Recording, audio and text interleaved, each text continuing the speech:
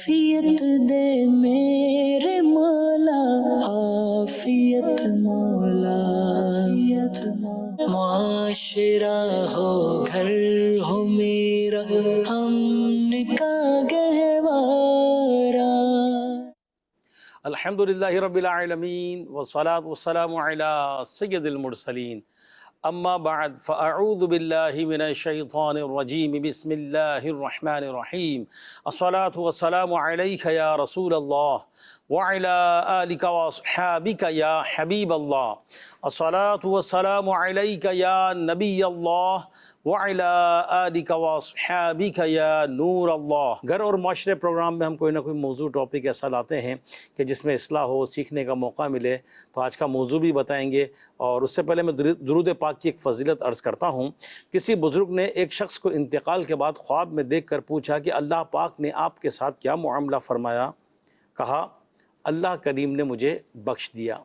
पूछा, किस वजह से? तो कहने लगे, मैं एक मुहद्दिस साहिब यानी हदीस शरीफ का इल्म जानने वाले के यहाँ हदीस पाक लिखा करता था। उन्होंने नूर के पेकर तमाम नबियों के सरवर सल्लल्लाहु अलैहि व आलिहि वसल्लम पर दुरूद पाक पढ़ा, तो मैंने बुलंद आवाज़ से दुरूद पाक पढ़ा। नीज़ हाज़रीन ने सुना तो उन्होंने भी दुरूद पाक पढ़ा। अल्लाह पाक ने इसकी बरकत से हम सब को बख्श दिया। सल्लू अलल हबीब सल्लल्लाहु तआला अला मुहम्मद सल्लल्लाहु अलैहि वसल्लम।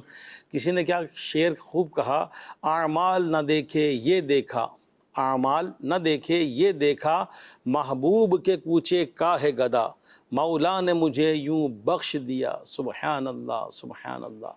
तो मेरे मदनी चैनल के नाज़रीन, दुरूद व सलाम की बड़ी बरकतें हैं, बड़ी बरकतें हैं। हमें दुरूद व सलाम पढ़ते रहना चाहिए। इंशाअल्लाह दुरूद पाक पढ़ते रहेंगे, दुनिया और आखिरत की बेशुमार बरकतें हासिल होंगी। आज घर और माशरे प्रोग्राम में जो हमारा मौजू है, टॉपिक, वो है जानवरों पर रहम। जानवरों पर रहम करना है, जानवरों पर जुल्म नहीं करना, जानवरों को तकलीफ़ नहीं पहुँचानी। ये भी अल्लाह पाक की मखलूक है। रहम दिल जो इंसान होता है ना, वो इंसानों पर भी रहम करता है और जानवरों पर भी रहम करता है।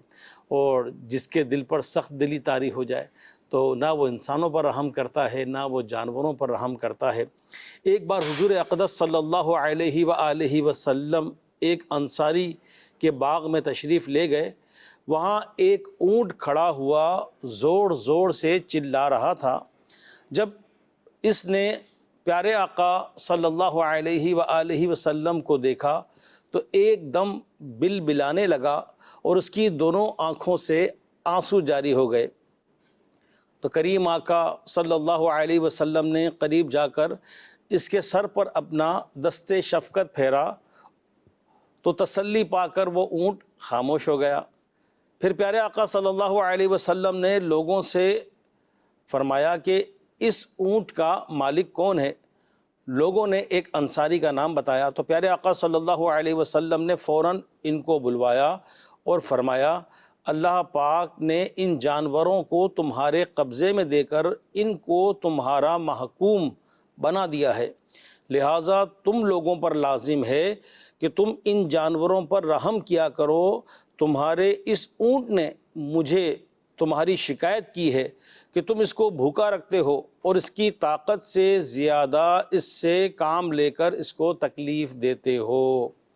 मेरे मदनी चैनल के नाज़रीन, हमने सुना कि करीम आका सल्लल्लाहु अलैहि वसल्लम जो कि तमाम मखलूक के लिए सरापा रहमत बनकर दुनिया में जलवागर हुए, ये कैसे मुमकिन है कि प्यारे आका सल्लल्लाहु अलैहि वसल्लम बेज़बान जानवरों पर तवज्जो ना फरमाते। आप सल्लल्लाहु अलैहि वसल्लम ने जानवरों के साथ की जाने वाली हर ज़्यादती और नारवा सलूक से न सिर्फ़ लोगों को मना फरमाया बल्कि ख़ुद भी अमलन इनके साथ शफ़क़त और नरमी फरमाई। तो हमें जानवरों को तकलीफ़ नहीं देनी, जानवरों पर जुल्म नहीं करना, जानवरों को अज़ियत नहीं देनी। ऐसे लोग कि जिन्होंने जानवरों पर रहम किया, अल्लाह करीम ने उनकी मग़फ़िरत फ़रमा दी, उन पर इनाम व इकराम की बारिशें फ़रमाई। और ऐसे लोगों के वाक़यात भी हैं कि जिन्होंने जानवरों पर जुल्म किया और जानवरों को तकालीफ़ दी तो उनकी वजह से उनकी पकड़ हो गई। تو جانوروں پر رحم کریں. گھر اور معاشرے پروگرام میں ہمارا یہ ٹاپک ہے. آپ نے اچھی اچھی نیتوں کے ساتھ اول تاخر ہمارے ساتھ رہنا ہے. ہمارے پیارے پیارے مبلغین جو ہمارے ساتھ ہوتے ہیں آج کے موضوع پر انشاءاللہ یہ بھی ہماری رہنمائی فرمائیں گے, تربیت کریں گے, ہمیں بہت کچھ سیکھنے کا موقع ملے گا. تو آج ہمارے ساتھ ہمارے پروگرام میں ہمارے فراز مدنی بھائی موجود ہیں, ماشاءاللہ مرحبا. ہمارے ایاز جامی بھائی موجود ہیں, ماشاءاللہ مرحبا. آپ دونوں کو مرحبا بھی کہتے ہیں. اور اللہ پاک ہمیں اچھی اچھی نیتوں کے ساتھ اول تاخر ہمیں بھی اللہ توفیق دے کہ اچھی نیتوں کے ساتھ یہ پروگرام کریں, ثواب ملے, اللہ راضی ہو. اور آپ نے بھی اینڈ تک ہمارے ساتھ رہنا ہے. کال بھی کر سکتے ہیں, میسیج بھی کر سکتے ہیں. فراز مدنی بھائی, جو آج ہمارا ٹاپک ہے جانوروں پر رحم کریں, تو یوں تو ہر بندہ اپنے آپ کو رحم دل سمجھتا ہے, یعنی سمجھتا ہوگا یہ, لیکن کہیں نہ کہیں جو ہے وہ بے احتیاطی ہو جاتی ہوگی. تو موضوع کو مزید بھی آگے لے کر چلیں گے. قرآن پاک کے ذریعے اگر اس موضوع پر کچھ رہنمائی ہو ہماری. بسم اللہ الرحمن الرحیم. اسلام یہ ایک ضابطہ حیات ہے اور زندگی گزارنے کے مکمل اصول اسلام ہمیں دیتا ہے.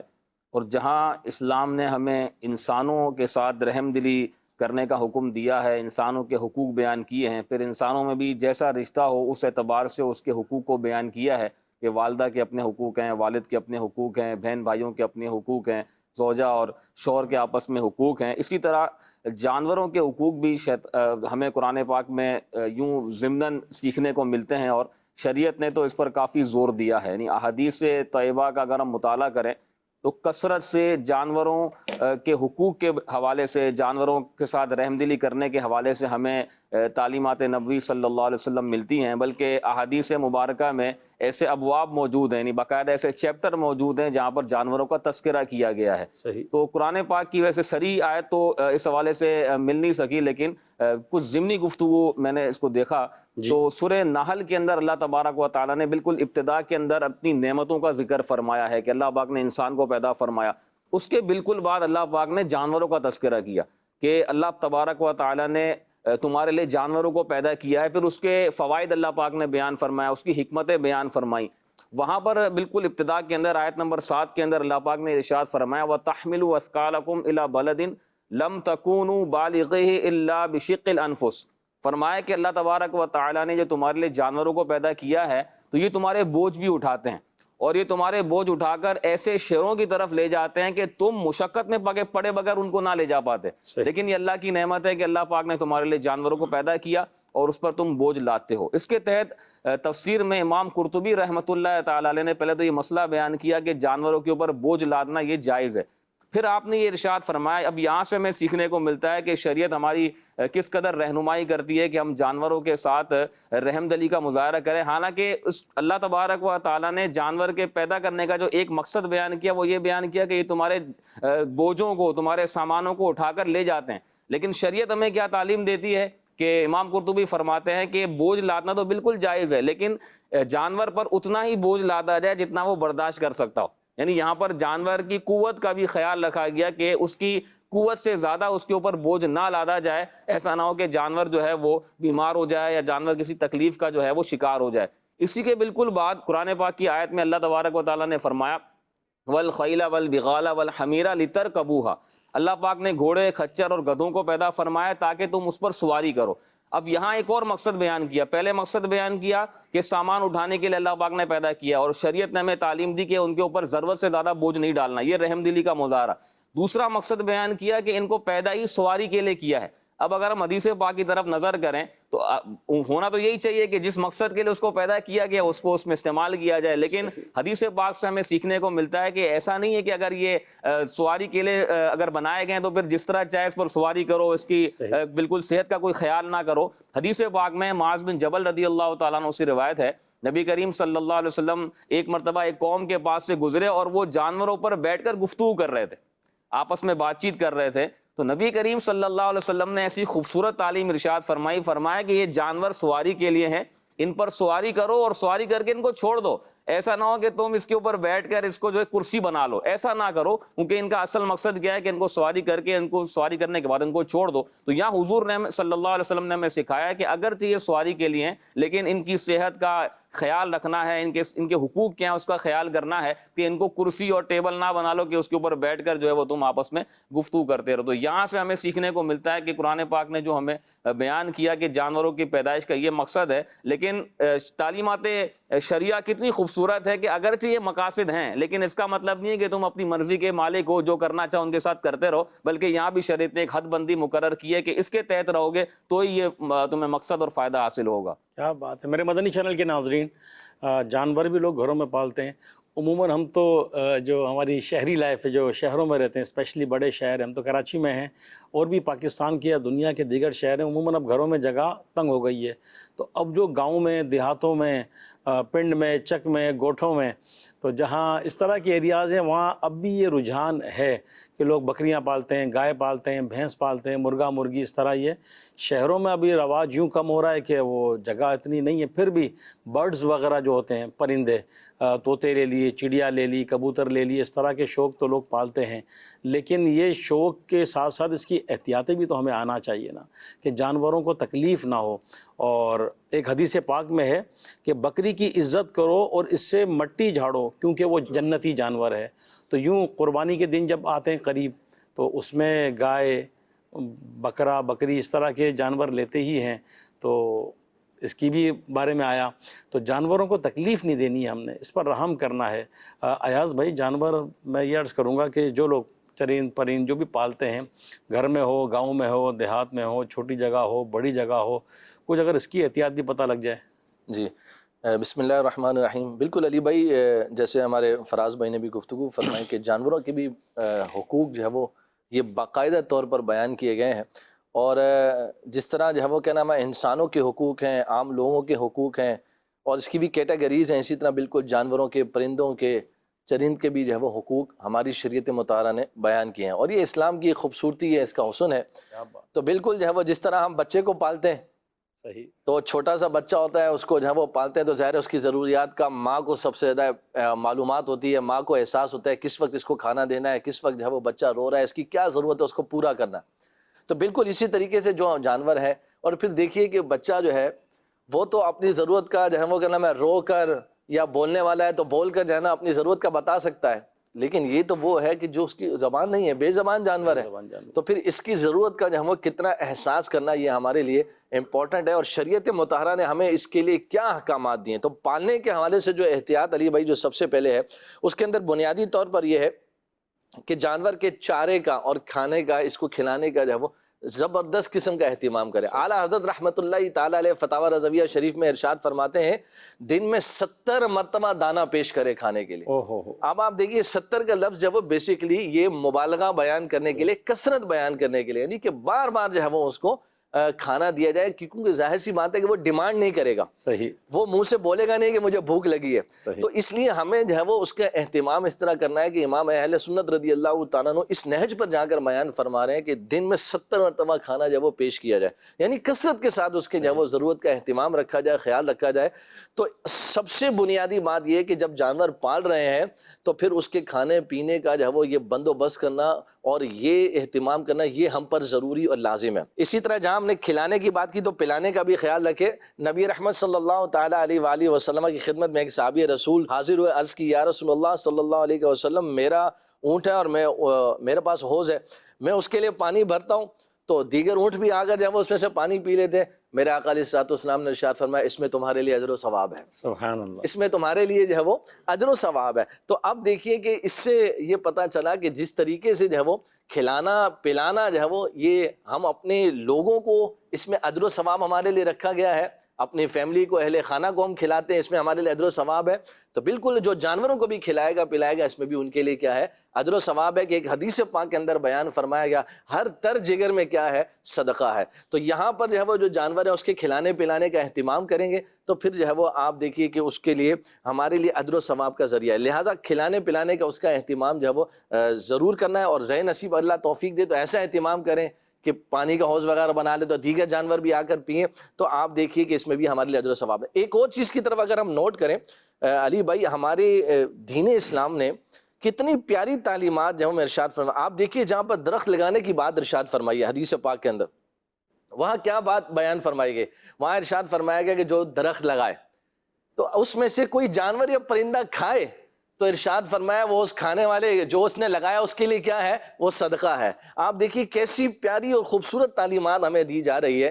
یہ تو جنرلی وے کے اندر جا کے بیان کیا جا رہا ہے کہ جہاں اگر ہم کسی بھی جگہ پر لگائیں، جہاں بالفرض ہم نے پالے نہیں ہیں جانور اور پرندے، لیکن ہم نے اگر درخت لگا دیا، اس میں سے کوئی پرندہ اور جانور کھا گیا، یہ ہمارے لیے صدقہ ہے، تو جس کو گھر میں پالا ہے اس کو کھلائیں گے پلائیں گے تو کتنا ہمارے لیے جو ہے وہ اجر و ثواب کا باعث ہوگا۔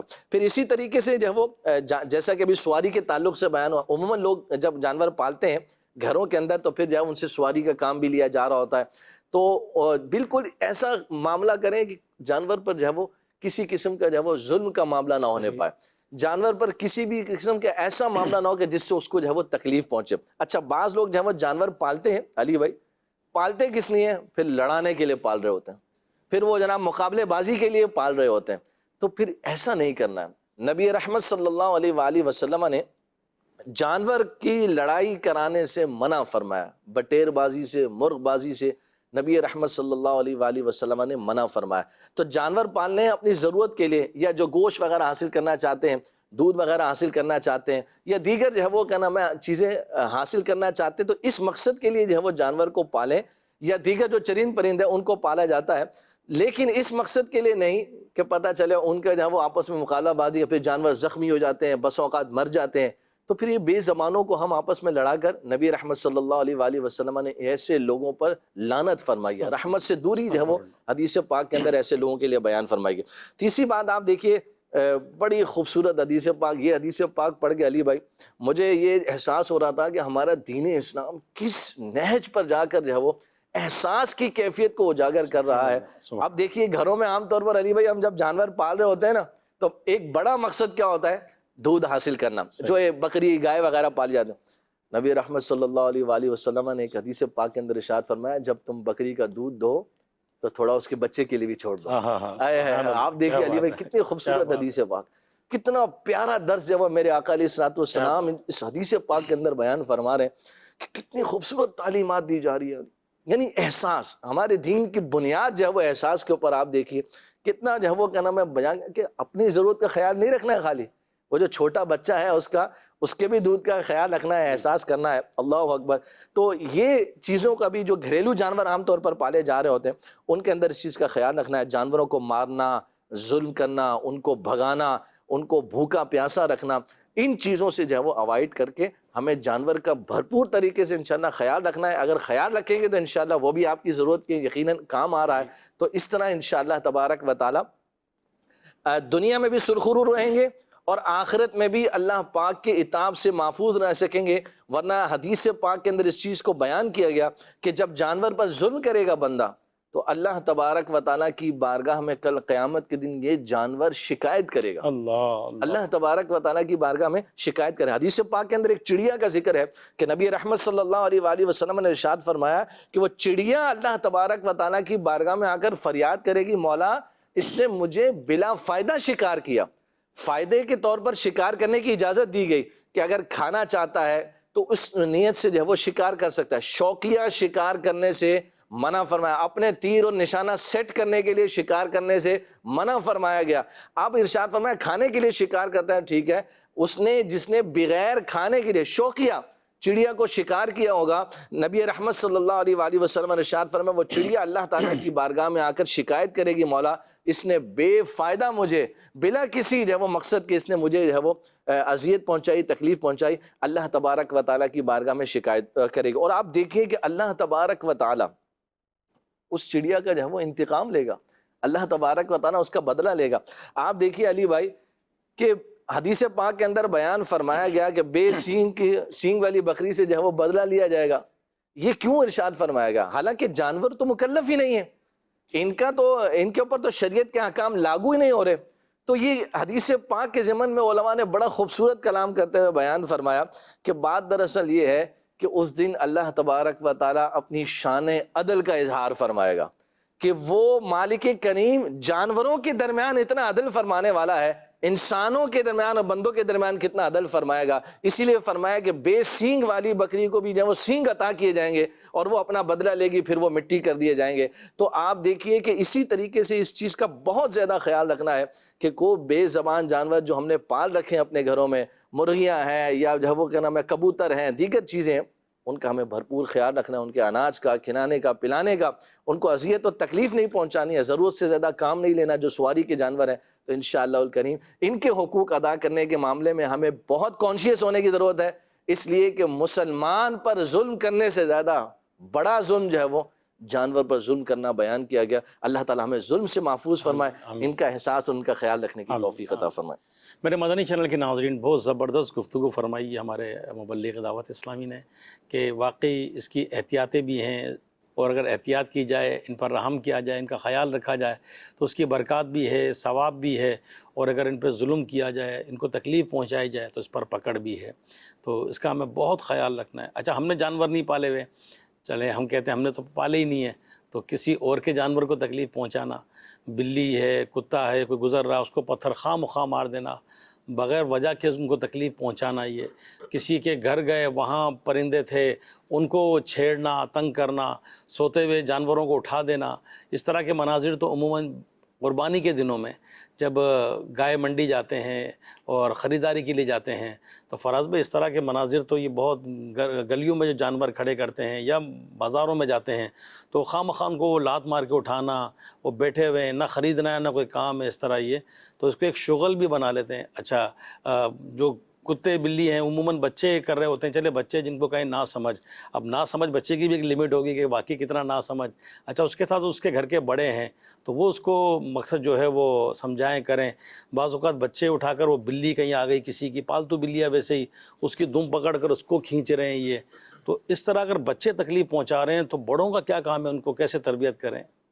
یہی تو موقع ہے کہ بڑوں کو چاہیے کہ وہ اپنے بچوں کی تربیت کریں اور انہیں اسلامی احکام سکھائیں. یعنی یہ اسلامی احکام سکھانے کا ایک بہترین وقت اور ذریعہ ہے کہ ان کے دلوں میں یہ بات ڈالیں کہ ہمارا دین ہمیں کتنی پیاری جو ہے وہ تربیت دیتا ہے کہ جانوروں پر بھی ظلم نہیں کرنا ہے، چاہے آپ کا اپنا ہے، اس کے تو اتنے احکامات بیان کیے. اس کے علاوہ جو بعض اوقات گھوم رہے ہوتے ہیں جیسے بلی ہے، اس کے علاوہ دیگر جانور گھوم رہے ہوتے ہیں تو ان کے بھی حقوق ہیں، ان کا بھی خیال رکھنے کی شریعت نے ہمیں یہ تعلیم دی ہے کہ ان کو بھی بلا عذر شرعی جو ہے وہ ضرر نہیں پہنچانا ہے. یعنی شریعت نے سمجھ لیں ایک معیار دیا ہے کہ اگر آپ کسی جانور کا حصول کرنا چاہتے ہیں تو یہ دیکھ لیں کہ حصول نفع اس کے اندر موجود ہے یا دفع ضرر، یعنی یا تو آپ اس سے فائدہ حاصل کرنے کے لیے اس کو حاصل کر رہے ہیں یا پھر اپنے آپ سے نقصان دور کرنے کے لیے اس کے ساتھ ذبح والا معاملہ یا اس کو کسی طریقے سے بھی آپ ذبح کر رہے ہیں یا اس کو تکلیف دے رہے ہیں، اس کا یہ کرائٹیریا بیان کر دیا. لیکن اگر نہ حصول نفع ہے، یعنی آپ نہ اس سے نفع حاصل کرنا چاہتے ہیں نہ اپنے سے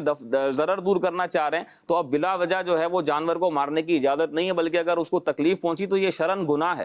ایک بلی کے بارے میں ملتا ہے کہ اس کی جو مالکہ تھی اس نے اس کے کھانے پانی کا خیال نہیں رکھا تو حضور علیہ الصلوۃ والسلام نے ناراضی کا اظہار فرمایا اور اس کے لیے جہنم کی وعید بیان کی گئی. اور اسی کے مقابلے میں ایک عورت جو بظاہر جو ہے وہ نیک نہیں تھی لیکن وہ کہیں سے جا رہی تھی اور اس نے دیکھا کہ ایک کتا جو ہے وہ پانی کی پیاس کی وجہ سے ہانپ رہا ہے تو اس نے جو ہے وہ ایک کپڑا لے کر اس کو پانی پلانے کا اہتمام کیا تو اس کو جنت کی بشارت عطا کی گئی. اور یہاں پر اس کا کوئی تذکرہ نہیں ہے کہ وہ اس کا کوئی ذاتی جو ہے وہ کوئی جانور تھا یا کتا تھا، وہ راہ چلتے ہوئے اس طرح کا معاملہ ہوا. تو یہ تعلیم نبوی ہے کہ اگر اس طرح کبھی راہ چلتے ہوئے کوئی جانور اذیت کا شکار ہو تو اس کے ساتھ بھلائی والا معاملہ کرنا ہے. یعنی اگر جیسے بعض اوقات کوئی کبوتر ہوتا ہے یا کوئی جانور ہوتا ہے اور راستے میں آ جاتا ہے تو ایسا نہیں ہے کہ معاذ اللہ اس کے اوپر گاڑی چڑھا دی یا اس چیز کا خیال نہ کیا. شریعت ہمیں اس چیز کی تعلیم دیتی ہے کہ اگر کوئی جانور ہو تو ویسے ہی بے زبان ہے، انسان تو بول سکتا ہے، وہ خود اپنی ضرورت کا خیال رکھ سکتا ہے، لیکن جانور کے بارے میں شریعت نے اتنی حساسیت کو بیان کیا ہے کہ اگر کوئی اس طرح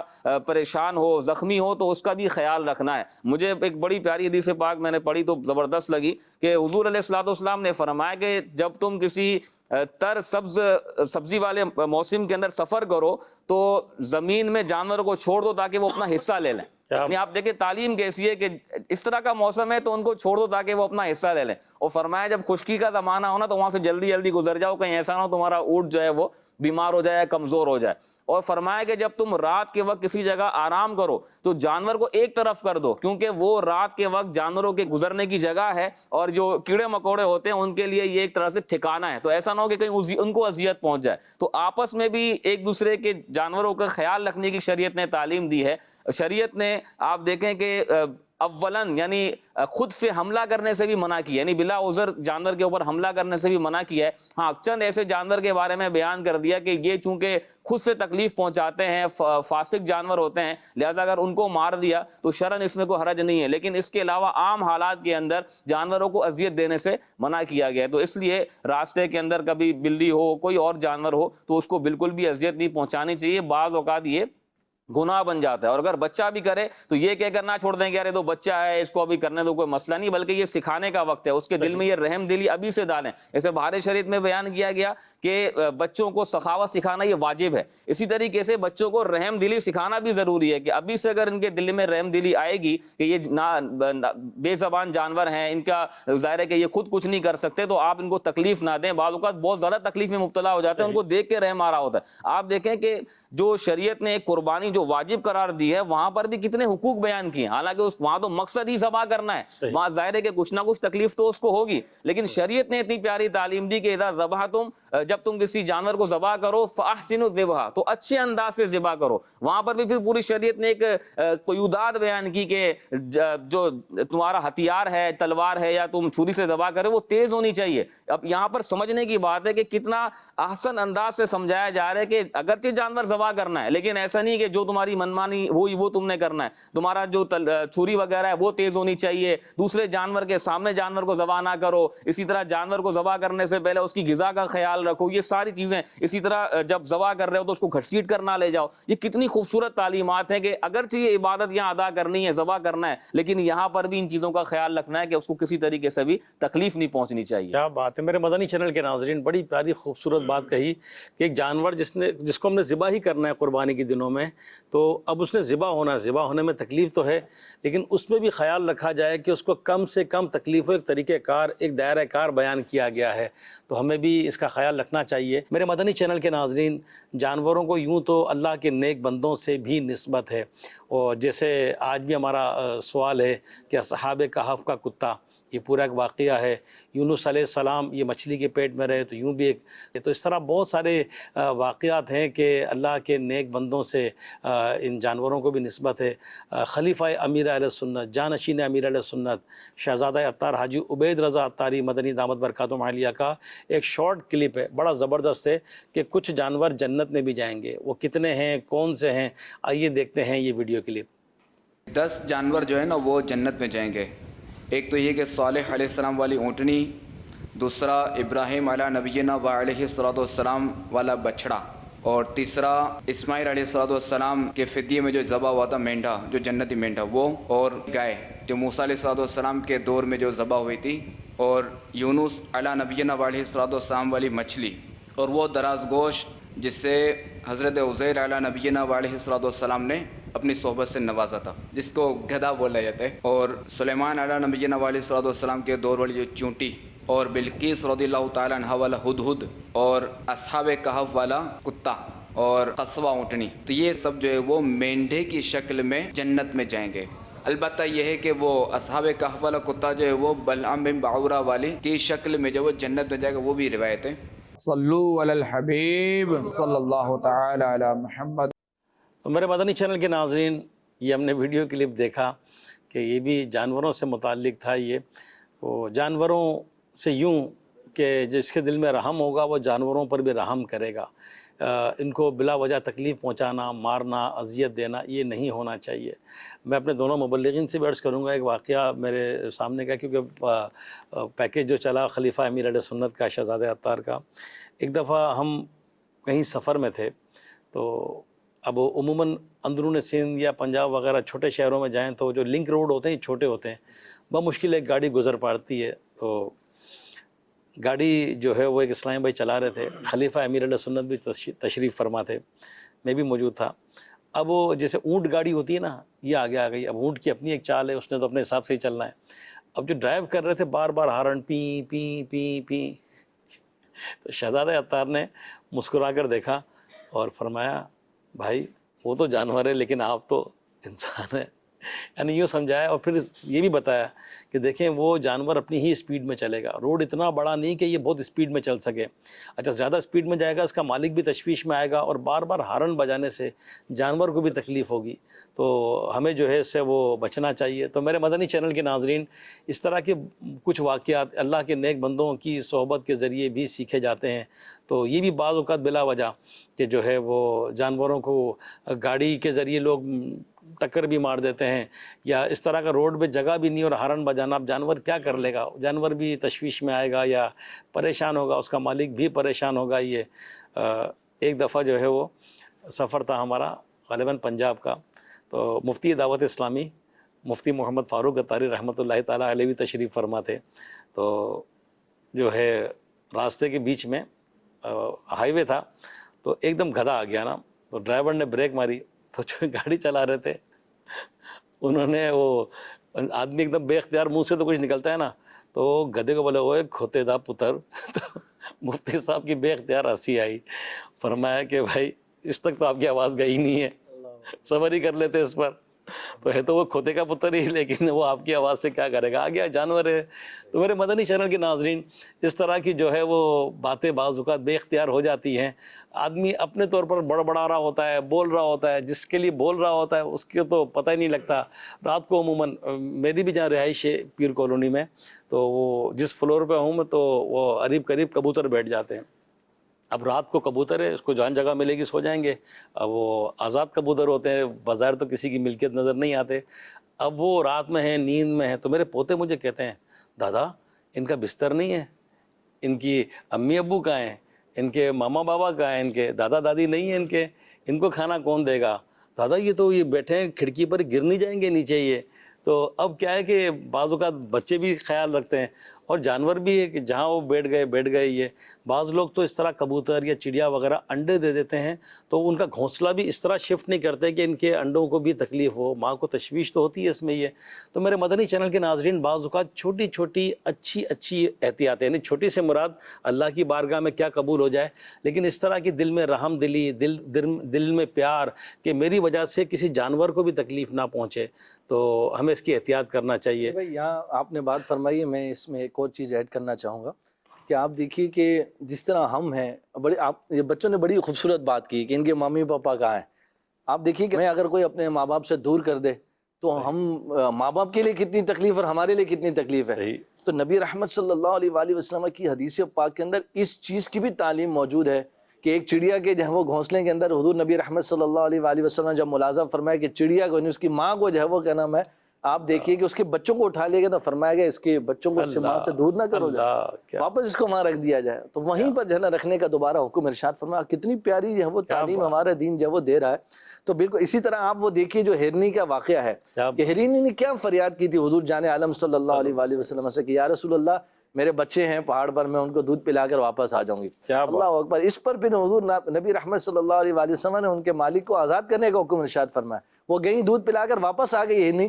اس کے بعد نبی رحمت صلی اللہ علیہ وآلہ وسلم نے ان کے آزاد کرنے کا حکم ارشاد فرمایا. تو یہاں اس چیز کو بھی سمجھنا ضرورت ہے کہ ضروری ہے کہ ہم جس طرح اولاد والے ہیں, اولاد کو اگر ہم سے دور کر دیا جائے تو ہمارے لیے کتنا باعث تکلیف ہے. تو بالکل اسی طریقے سے جانوروں کو اگر جو ہے وہ بالفرض اسی طریقے سے آپ دیکھیے کہ بس اوقات بلی کو یا کتا, اس طرح کے جانوروں کو جو ہے نا اگر یہ بچے دے دیتے تو لوگ ان کی ماں کو جو ہے نا دور چھوڑ کر آ جاتے ہیں یا بچوں کو الگ کر کے آ جاتے ہیں. ایسا نہیں کریں. اگر آپ کو الگ کرنا ہی ہے تو ان کو اپنی ماں کے سمیت جو ہے وہ آپ دور کسی مقام پر چھوڑ کر آ جائیں. بچوں کو الگ, ماں کو الگ, یہ جو ہے وہ نہ کریں کہ یہ جو ہے وہ ان کو اپنے بچوں سے دور کرنا, اس کی بھی ہمارا دین جو ہے وہ تعلیم نہیں دیتا. تو اس چیز کو بھی سمجھنا جو ہے وہ بے حد ضروری ہے کہ ماں کو جب بچوں سے دور نہ کیا جائے. سوشل میڈیا پہ ایک میں نے علی بھائی ایک ویڈیو دیکھی, آپ دیکھیے کہ ماں تو ماں ہے, کیسے جذبات ہیں. ان جانوروں کے اندر بھی اللہ تبارک و تعالیٰ نے کیسی جو ہے صلاحیت رکھی ہے. علی بھائی سخت سردی تھی اور یوں سمجھیں کہ آپ برف باری پڑی ہوئی تھی. تو ایک مرغی کو میں نے دیکھا کہ مرغی جو ہے اس کے اوپر پوری برف ہی برف ہے, لیکن جب وہ اس کو مرغی کے اوپر سے جو ہے نا برف کو ہٹایا گیا نا علی بھائی, اور مرغی کو تھوڑا سا فریش کیا گیا جب, تو دیکھا اس کے پروں کے اندر, اس کے دونوں پروں میں بچے تھے اس کے. کیا بات ہے, تو اس طرح اس نے خود اپنے اوپر مشقت جھیلی ہوئی ہے کہ برف اس کے اوپر آ کر پڑ رہی ہے، لیکن اس نے اپنے بچوں کو کیسا جو ہے وہ سائے کے اندر لیا ہوا ہے۔ تو اگر ہم اس چیز کو سمجھیں نا تو بالکل مطلب جو ہے اس طرح کے جو جانور ہوتے ہیں جو بعض طور پر بچے دیتے ہیں، تو ان کو جو ہے وہ کیا نام ہے، اگر دور کرنے کی ضرورت محسوس کر رہے ہیں تو پھر جو ہے وہ ان کو ماں کے ساتھ جو ہے وہ رکھا جائے، ان کو جدا نہ کیا جائے۔ اس کا بھی ہمارے دین اسلام جو ہے وہ بڑی خوبصورت اور پیاری تعلیم دیتا ہے۔ اور پھر جتنا ہم رحم کرنے والے ہوں گے، جتنا ہم شفقت کرنے والے ہوں گے ان جانوروں پر، ہمارے اسلاف بزرگان دین کے واقعات پر جب ہم علی بھائی نظر کرتے ہیں نا تو ہم دیکھتے ہیں کہ ہمارے بزرگان دین نے تو کیا کیا مطلب جو ہے وہ واقعات ہیں۔ بسا اوقات کئی بزرگوں کو ولایت جو ہے وہ جانوروں پر رحم کرنے کی برکت سے ملی۔ ایک بزرگ رحمۃ اللہ تعالی علیہ نے خواب میں اللہ پاک کا دیدار کیا۔ اللہ تبارک و تعالیٰ نے ارشاد فرمایا، جانتے ہو ہم نے تمہیں ولایت کیوں عطا فرمائی؟ عرض کی مولا نہیں، میں تو نہیں جانتا۔ تو اللہ پاک کی جانب سے ارشاد فرمایا گیا، سخت سردی کی رات میں تم نے ایک پرندے کے بچے کو اپنے چوغے کے اندر اس پر رحم کرتے ہوئے چھپا لیا تھا، ہم نے اسی عمل کے سبب جو ہے وہ تمہیں اپنی ولایت سے سرفراز فرمایا۔ آپ دیکھیے کہ ولایت جو ہے وہ کس سبب سے مل رہی ہے۔ ایک جو ہے وہ پرندے کے بچے کو سخت سردی کے عالم میں اپنے لباس کے اندر چھپا لینے کی برکت سے اللہ تبارک و تعالیٰ نے ولایت سے سرفراز فرما دیا۔ تذکرۃ الاولیاء میں شیخ فرید بن عطار رحمۃ اللہ تعالیٰ نے ایک بزرگ رحمۃ اللہ تعالیٰ علیہ کا واقعہ بیان فرمایا ہے کہ ان کو اللہ تبارک و تعالیٰ نے ولایت کس سبب سے عطا فرمائی۔ وہ جا رہے تھے، رستے میں دیکھا ایک گدھا ہے جس کی جو ہے وہ پیٹھ پر زخم تھا، تو آپ رحمۃ اللہ تعالیٰ علیہ جو تھے آپ کے پاس چادر تھی ایک، آپ نے جو ہے وہ چادر اتار کر آپ نے اس جو ہے وہ گدھے کے پیٹھ کے اوپر ڈال دی، کیونکہ جہاں پر زخم تھا وہاں پر جو ہے وہ چیزیں آ کر چونگے مار رہی تھی اس کے زخم پر، جس سے وہ تکلیف میں مبتلا تھا۔ انہوں نے جو ہے وہ ازراہ شفقت اور مہربانی جو ہے وہ اپنی چادر اتار کر اس گدھے پر ڈال دی۔ اللہ تبارک و تعالیٰ نے اس کی برکت سے انہیں بلند مرتبہ اور مقام عطا فرمایا۔ تو آپ دیکھیے کہ اہل اللہ کو اللہ تبارک و تعالیٰ نے جانوروں پر رحم کی برکت سے بلند مقام عطا فرمایا ہے، تو بالکل یہ بھی اللہ تبارک و تعالیٰ کی مخلوق ہے، اس پر بھی اگر شفقت کریں گے، مہربانی کریں گے، نرمی کریں گے تو اللہ تعالیٰ کی جناب سے انشاءاللہ اجر کے ساتھ ساتھ بلند مقام بھی ملے گا انشاءاللہ۔ کیا بات ہے۔ رسول کریم صلی اللہ علیہ وسلم کا ارشاد ہے، جنت میں رحم کرنے والا ہی داخل ہوگا۔ صحابہ کرام علیہم رضوان نے عرض کی، ہم سب رحم کرنے والے ہیں؟ تو پیارے آقا صلی اللہ علیہ وسلم نے فرمایا، رحیم وہ نہیں جو اپنے آپ پر رحم کرے، بلکہ رحیم وہ ہے جو اپنے آپ پر اور دوسروں پر رحم کرے۔ تو ہمیں رحم کرنا چاہیے۔ فراز مدنی بھائی، جیسے آپ نے بھی کچھ واقعات بتایا اور ہمارے ایاز جامی بھائی نے بھی بتایا، اسٹارٹ میں نے بھی ایک واقعہ لیا تھا اونٹ والا، کہ آقا کریم علیہ الصلوۃ والسلام جانوروں کی بولیاں بھی سمجھ لیا کرتے تھے۔ آقا تو خیر کیا نہیں جانتے، اس پر کچھ اگر آپ مختصراً کچھ ایسے باتیں بتائیں۔ قرآن پاک میں اللہ پاک نے فرمایا، وما ارسلناک الا رحمۃ للعالمین، کیا کہ بات، ہم نے تمہیں عالمین کے لیے رحمت بنا کے بھیجا ہے۔ یہاں سے بالکل یہ معمہ جو ہے وہ کھل کر سامنے آ جاتا ہے کہ حضور علیہ الصلوۃ والسلام صرف انسانوں کے عالم کے لیے رحم فرمانے والے نہیں ہیں، رحمت نہیں ہے، بلکہ عالمین کے لیے رحمت ہے۔ اعلیٰ حضرت امام اہل سنت رحمۃ اللہ علیہ نے فرمایا کہ عالم 18 ہیں، اور اس میں چونکہ ہزاروں قسم کی مخلوقات رہتی ہیں تو گویا یوں کہا جاتا ہے کہ 18,000 عالم ہیں۔ تو یہ نتیجہ نکلتا ہے کہ نبی کریم صلی اللہ علیہ وسلم جتنے بھی عالم ہیں سب کے لیے رحمت بنا کر بھیجے گئے ہیں۔ اور جانوروں پر تو شفقت اور رحمت کرنے کے حضور علیہ الصلوۃ والسلام کے کئی ایسے واقعات ہیں، جیسا ایک ابھی ایاز بھائی نے بھی سنایا تھا، بڑا ہی خوبصورت واقعہ۔ اور اس کے آخر میں یہ بھی بعض علماء نے لکھا ہے کہ وہ جو ہرنی کا جو مالک تھا وہ غیر مسلم تھا، اور حضور علیہ الصلوۃ والسلام کی یہ شفقت دے کر وہ اسلام لے کر آ گیا۔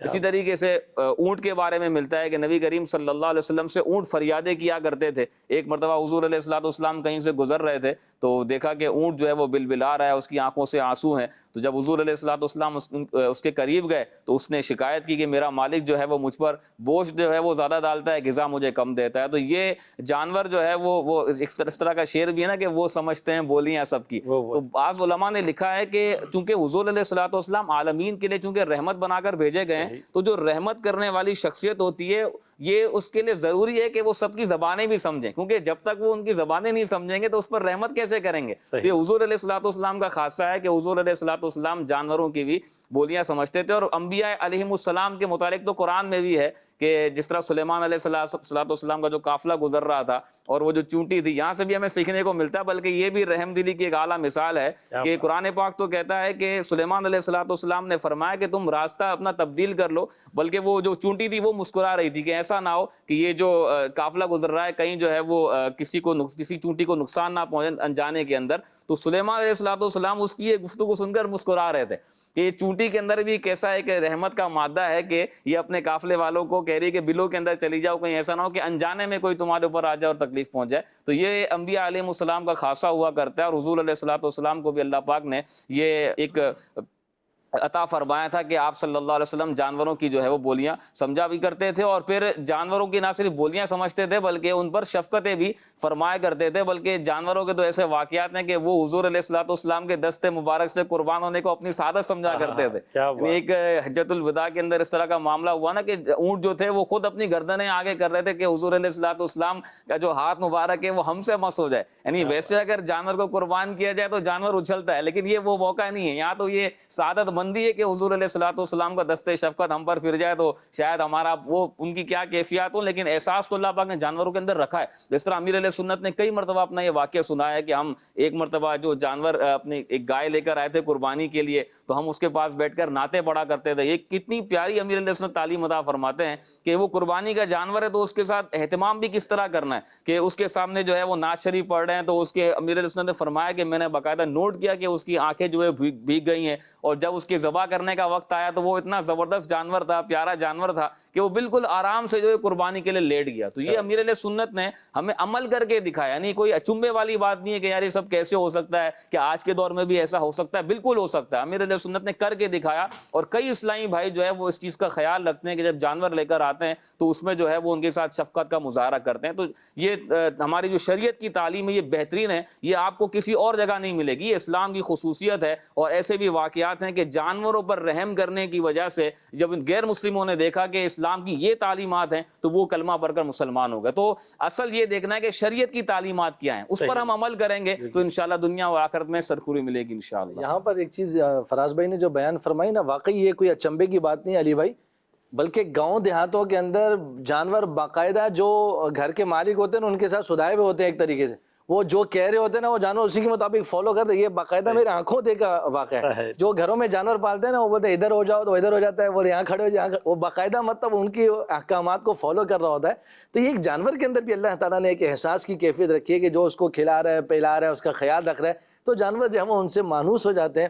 اور یوں جو ہے وہ آپ دیکھیے کہ یہ بھی ایک فیکٹر پایا جاتا ہے. دوسری بات، ایک واقعہ مجھے یاد آ رہا تھا جب فراز بھائی بات کر رہے تھے کہ جانوروں کی بولیاں سمجھنے کی. آپ دیکھیے میرے آقا علیہ السلام کی عظمت اور شان کا عالم کیا ہے. وہ غزوے کے موقع پر جو ہے وہ حضور نبی رحمت صلی اللہ علیہ وآلہ وسلم کی خدمت میں شہد کی مکھی نے آ کر حضور جان عالم صلی اللہ علیہ وآلہ وسلم کے کان کے قریب بن بنانا شروع کیا. تو نبی رحمت صلی اللہ علیہ وآلہ وسلم کی خدمت میں صحابہ نے عرض کی یا رسول اللہ صلی اللہ علیہ وسلم یہ کیا کہہ رہی ہے شہد کی مکھی؟ تو نبی کریم صلی اللہ علیہ وآلہ وسلم نے ارشاد فرمایا کہ یہ کہہ رہی ہے کہ حضور آپ کے صحابہ کے پاس سالن نہیں ہے تو آپ جو ہے وہ ان کو بھیج دیں میرے ساتھ تاکہ شہد کا چھتا قریب سے موجود ہے وہاں سے شہد لے لیں. آپ دیکھیے کہ کیسی جو ہے وہ حضور نبی رحمت صلی اللہ علیہ وآلہ وسلم کی شان عظمت ہے کہ حضور علیہ السلام کی بارگاہ میں آ کر یوں گفتگو کی جا رہی ہے اور سمجھ رہے ہیں جبھی تو بتا رہے ہیں نا صحابہ کو. پھر صحابہ کرام علیہ رضوان تشریف لے گئے اور شہد لائے اور پھر خالی روٹیاں تھیں ان کے ساتھ شہد تناول فرمایا. تو یہ بھی ایک مثال ہے کہ حضور جان عالم صلی اللہ علیہ وآلہ وسلم کی بارگاہ میں جب جانور آتے اپنی فریاد اپنی گفتگو کرتے، نبی رحمت صلی اللہ علیہ وآلہ وسلم ان کی جو ہے وہ گفتگو کو سماعت فرمایا کرتے. وہ سمجھتے ہیں بولیاں سب کی، وہی بھرتے ہیں جولیاں سب کی. آؤ بازار مصطفیٰ کو چلیں، کھوٹے سکے جہاں پہ چلتے ہیں. سبحان اللہ. میرے مدنی چینل کے ناظرین، ہمارے پروگرام کا وقت بالکل اینڈ کی طرف جا رہا ہے. کچھ ہی منٹ بعد ہم آپ سے اجازت چاہیں گے. میں اپنے مبلغین سے عرض کروں گا آخر میں کچھ مختصراً یہ بھی کہ آقا کریم علیہ السلام کے دراز گوشت یعنی جس کو گدھا کہتے ہیں اس کا بھی نام، اور بھی جانوروں کے نام، تو جو ان ہمارے مبلغین کو یاد ہو تو اس کی حکمت بھی اور اس کا یہ کہ، اور پھر آج کے دور میں لوگ یہ نام رکھنے والے اس نسبت یا محبت میں رکھتے ہیں تو کچھ اس سے متعلق بھی بتائیں. امام غزالی رحمۃ اللہ تعالیٰ علیہ کے انتقال کے بعد کسی نے خواب میں دیکھ کر پوچھا کہ اللہ پاک نے آپ کے ساتھ کیا معاملہ فرمایا؟ تو ارشاد فرماتے ہیں میں ایک بار تحریری کام کر رہا تھا تو میرے قلم کی نوک پر مکھی بیٹھ گئی اور قلم کی جو سیاہی تھی وہ پینے لگی. تو میں نے اپنا کام روک لیا کہ یہ خود جتنا پی سکتی پی لے پھر اڑ جائے. وہ مکھی پی کر اڑ گئی. تو اس مکھی پر رحم کرنے کی وجہ سے اللہ پاک نے میری مغفرت فرما دی. اس میں مزید لکھا ہے کہ مکھی اگر ستائے اور تنگ کرے تو اسے ضرورتاً مارنا جائز ہے، مگر بلا ضرورت نہیں مار سکتے۔ ابھی بھی پورا ایک علم ہے، دارالفتاء اہل سنت کے بھی پروگرامز آتے ہیں، اور یہ یوٹیوب فیس بک پر بھی دارالفتاء اہل سنت کا جو پیج ہے وہاں سے آپ دیکھ سکتے ہیں کہ کون سے جانور کو مار سکتے ہیں، کس کو، وہ بھی کس طریقے سے، پورا ایک اس کا طریقہ کار ہے یہ۔ اس طرح کے جو نام رکھے جاتے ہیں، آقا کریم علیہ الصلوۃ والسلام کے مبارک جو جانور تھے، ان کے کچھ نام اگر یاد ہوں یا اور کوئی نسبت والے نام۔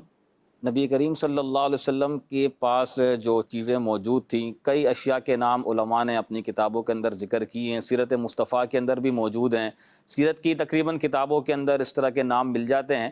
اور مکتبۃ المدینہ کی ایک کتاب ہے نام رکھنے کے احکام، اس کے اندر بھی بالکل اینڈ کے اندر جہاں نام کی لسٹ شروع ہو رہی ہے، اس سے پہلے نبی کریم صلی اللہ علیہ وسلم کی بارگاہ میں جو حاضر رہنے والی اشیاء تھیں ان کے نام وہاں پر ذکر کیے گئے ہیں۔ سبل الہدیٰ والرشاد کے اندر یہ بیان کیا گیا ہے کہ نبی کریم صلی اللہ علیہ وسلم کے پاس 10 دودھ دینے والی بکریاں تھیں، اور ان میں سے چند کے نام جو مجھے یاد ہیں، زمزم جو ہے ایک بکری کا نام تھا، اسی طرح سقیہ ایک بکری کا نام تھا، اور ایک بکری کا نام غوثہ یا غوثیہ تھا۔ یہ دونوں نام جو ہے وہ ذکر کیے گئے ہیں، تو یہ ان 10 میں سے یہ 3 کے نام جو یاد ہیں۔ اسی طرح حضور علیہ الصلوۃ والسلام کے جو دراز گوشت تھا اس کا نام یافور تھا، اور اس کا تو ایک وہ عشق بھرا ویسے ایک واقعہ بھی موجود ہے، اگر وہ پڑھیں تو انشاءاللہ مزید تازگی آتی ہے۔ اور فتح مکہ کے موقع پر نبی کریم صلی اللہ علیہ وسلم جس اونٹنی پر سوار تھے، جس کو شرف عطا کیا تھا، اس اونٹنی کا نام قصوہ تھا۔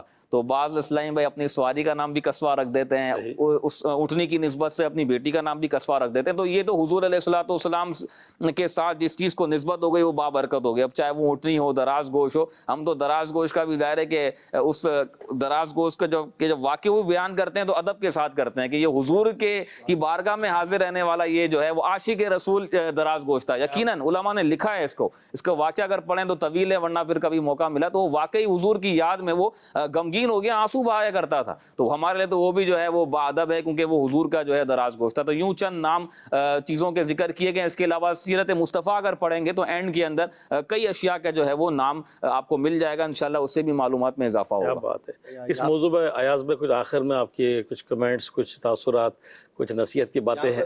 2 نام مجھے بھی یاد آ رہے تھے۔ ایک نبی رحمت صلی اللہ علیہ وآلہ وسلم کا خچر مبارک جو تھا، اس کا جو نام تھا، ایک کا نام دلدل تھا، ایک کا نام فدہ بھی تھا۔ اور نبی کریم صلی اللہ علیہ وسلم کی مشہور آپ دیکھیے کہ حضور علیہ السلام کی ایک اونٹنی کا نام تو ہمارے فراز بھائی نے بیان، دوسری کا نام ادما بھی تھا، یہ بھی نبی رحمت صلی اللہ علیہ وآلہ وسلم کی جو ہے وہ اونٹنی مبارک تھی۔ اور ایک جو نام فراز بھائی کہتے ہیں وہ غوثہ نام ہے، جس بکری کا جو ہے وہ ذکر کر رہے تھے، تو یہ بھی حضور جان عالم صلی اللہ۔ اچھا، چیزوں کے نام نبی رحمت صلی اللہ علیہ وآلہ وسلم سے ثابت ہیں۔ تلوار کا نام جیسے ذوالفقار تھا، اسی طرح جو ہے وہ پیالوں کے نام بھی جو ہے وہ حدیث پاک کے اندر بیان فرمائے گئے۔ تو یہ نام رکھنے کا ایک حضور جان عالم صلی اللہ علیہ وآلہ وسلم کا مبارک مزاج تھا۔